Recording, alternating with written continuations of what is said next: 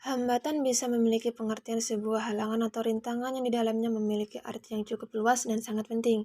Misalnya saat kita melakukan tugas atau hal apapun yang menyangkut pekerjaan pasti ada saja hambatan yang terjadi. Bukan hanya itu saja, ternyata di dalam psikologis pun terkadang akan muncul berbagai hambatan yang pastinya akan sangat mengganggu. Hambatan bisa mengenai sesuatu yang memiliki nilai negatif maupun nilai positif, sehingga bisa memperlambat sesuatu laju yang sedang kita kerjakan. Sehingga jika kita sedang melakukan sesuatu untuk mencapai tujuan, malah terhambat dalam mencapai tujuan tersebut. Nah, untuk di dalam dunia psikologis pun terkadang terdapat berbagai hambatan di antaranya. Yang pertama, emosi. Emosi bisa saja sangat mempengaruhi diri kita, khususnya saat kita ingin mengambil keputusan tertentu, sehingga sikap yang seharusnya kita ambil pun bisa terjadi hambatan yang berarti. Yang kedua, motivasi. Motivasi juga bisa terjadi hambatan saat menstimulasi aspek psikologi. Biasanya motivasi ini akan berkembang kepada keinginan seseorang untuk mendapatkan sesuatu sehingga terjadi motivasi di dalam dirinya. Namun jika motivasi ini terganggu oleh beberapa hal, pasti akan psikologi seseorang dan juga faktor kognisi dalam motivasi. Selanjutnya, komunikasi. Komunikasi ini peranannya sangat luas, apalagi bisa membuat orang lebih bisa memahami maksud dari apa yang dilakukan oleh orang lain. Namun jika terjadi hambatan-hambatan, komunikasi pasti akan sangat mengganggu dan di dalam aspek psikologis pun akan sangat berpengaruh dan memunculkan berbagai hambatan yang terjadi. Dan selanjutnya psikis. Psikis akan sangat mempengaruhi mengenai aspek psikologi seseorang. Karena jika terjadi berbagai hal yang bisa mempengaruhi psikis seseorang, pasti akan sangat terganggu dengan psikologis yang ada di dalam diri seseorang tersebut. Terakhir, sikap. Sikap bisa menunjukkan cara seseorang untuk berpikir dan juga memberikan pendapat. Dengan hal yang seperti itu, apabila terjadi hambatan di dalam sikap, pastilah akan sangat mengganggu aspek di dalam psikologi seseorang. Nah, berikut ulasan mengenai hambatan dalam menstimulasi aspek psikologi yang bisa terjadi. Ada baiknya untuk bisa mengatasi berbagai hal yang bisa mempengaruhi tersebut. Kita harus bisa mengkondisikan berbagai cara agar hambatan tersebut tidak terjadi begitu saja dengan mudah. Karena akhirnya malah akan sangat berpengaruh terhadap berbagai perkembangan dalam psikologi seseorang dan akhirnya akan menimbulkan keputusan yang salah. Oke, untuk penyebab perilaku manusia ke arah negatif, banyak faktor yang menimbulkan dampak negatif itu. Penyebab manusia cenderung ke arah negatif sebagian kecil antara lain. Yang pertama, masalah orang tua. Relasi orang tua yang penuh konflik akan cenderung menimbulkan sikap negatif pada diri anak. Kenapa? Sebab waktu orang tua berkonflik, maka suasana rumah akan penuh dengan ketegangan, akhirnya anak akan hidup dalam ketegangan atau ketakutan. Yang kedua, lingkungan. Perilaku yang negatif juga bisa berasal dari lingkungan. Seseorang yang tidak mempunyai pendirian yang kuat akan cepat terpengaruh yang lingkungannya tidak baik. Selanjutnya, pergaulan. Jika seseorang mempunyai masalah dan mendapatkan teman yang mengajaknya ke jalan yang tidak benar dan terjerumus dengan hal-hal yang terlarang. Selanjutnya, kurangnya pendidikan. Kurangnya pendidikan dan tidak adanya pengetahuan membuat seseorang melakukan hal-hal yang negatif. Selanjutnya, kurangnya agama. Seseorang yang tidak mengenal agama akan mudah terjerumus untuk melakukan maksiat. Solusinya yaitu yang pertama, ajaran agama. Berikan anak pendidikan serta ajaran agama yang menguatkan iman si anak karena agama merupakan pedoman bagi semua umat. Yang kedua, orang tua. Orang tua terus mengawasi anaknya agar tidak terjerumus ke hal yang negatif karena orang tua berperan sangat penting dalam kehidupan sang anak. Anak cenderung meniru perilaku yang berada di sekitarnya, terutama orang tua. Dan lihat dengan siapa saja dia berteman. Ajarkan dia tentang risiko yang harus diterima jikalau ia melakukan kesalahan. Selanjutnya, pendidikan yang layak. Dengan cara belajar untuk terjerumus ke hal yang negatif jadi berkurang dan dengan banyaknya pengetahuan anak akan berpikir dua kali untuk melakukan sesuatu. Yang terakhir, lingkungan. Berikan lingkungan yang baik, ajarkan anak untuk menjadi kepribadian yang lebih baik, jauhkan hal-hal yang membuatnya rusak dan terpengaruh sebab lingkungan termasuk faktor yang sangat-sangat mendukung serta berpengaruh untuk perilaku manusia yang menjerumus ke arah negatif. Yang pertama, mengenali emosi diri. Mengenali emosi diri sendiri merupakan suatu kemampuan untuk mengenali perasaan sewaktu perasaan itu terjadi. Yang kedua, mengelola emosi.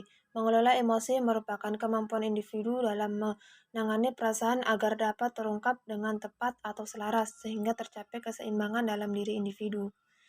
Selanjutnya, memotivasi diri sendiri. Presentasi harus dilalui dengan dimilikinya motivasi dalam diri individu, yang berarti memiliki ketekunan untuk menahan diri terhadap kepuasan yang mengendalikan dorongan hati serta mempunyai perasaan motivasi yang positif, yaitu antusiasme, gairah, optimis, dan keyakinan diri. Selanjutnya, mengenali emosi orang lain.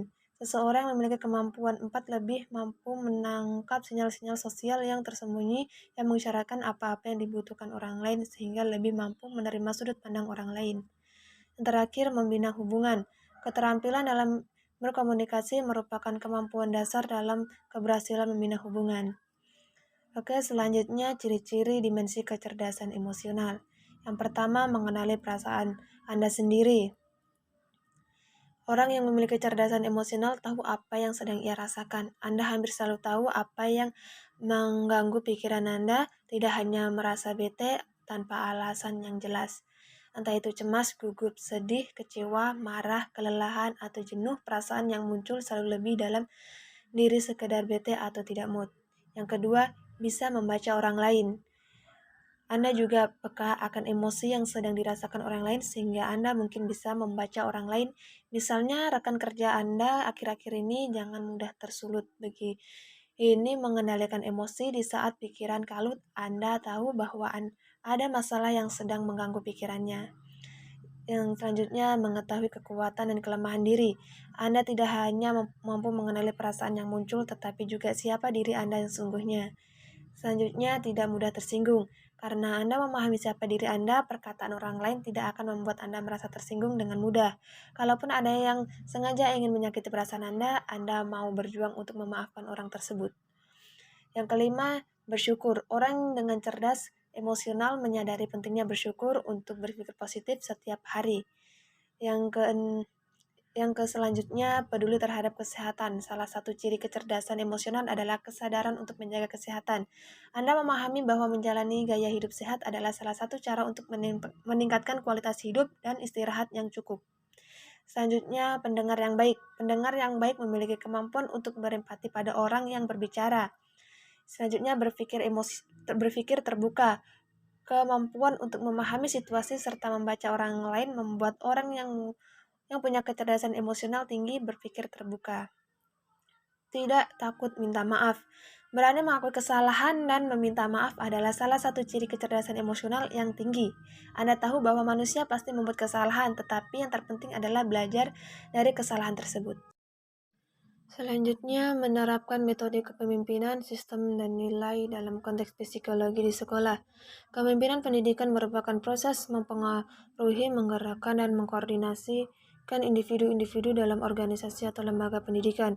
Untuk mencapai tujuan pendidikan, sepertinya hal kepemimpinan kepala sekolah, maka ia memiliki peran dalam mempengaruhi, mendorong, membimbing, mengarahkan, dan menggerakkan guru, staf, siswa, orang tua, siswa, dan pihak lain yang terkait untuk beraktivitas atau berperan, serta guna mencapai tujuan yang telah ditetapkan.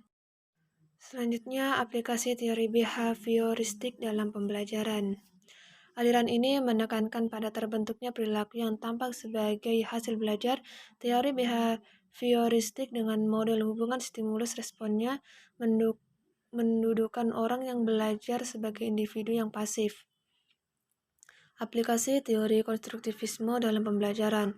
Teori ini memusatkan pada kesuksesan siswa dalam mengorganisasikan pengalaman mereka, bukan kepatuhan siswa dalam refleksi atas apa yang telah diperintahkan dan dilakukan oleh guru. Oke, kreativitas adalah kemampuan untuk menghasilkan sesuatu yang baru yang memang telah ada dalam diri sejak lahir atau bisa dipengaruhi oleh beberapa faktor, baik yang mendukung ataupun faktor yang menghambat terjadinya kreativitas.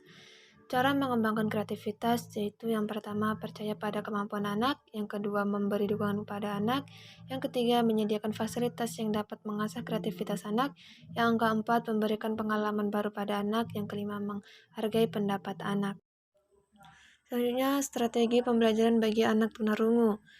Yang pertama, strategi yang bisa digunakan untuk anak tunarungu antara lain strategi deduktif, induktif, heuristik, ekspositorik, klasikal, kelompok, individual, kooperatif, dan modifikasi perilaku.